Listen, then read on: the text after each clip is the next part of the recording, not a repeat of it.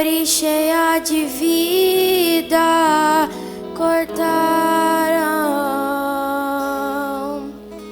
e os frutos que ela produzia se acabaram.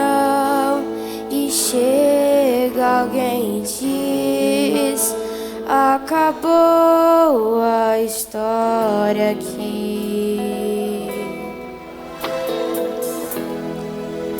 Mas ainda bem que a resposta vem do céu, e a última palavra quem determina ainda é Deus.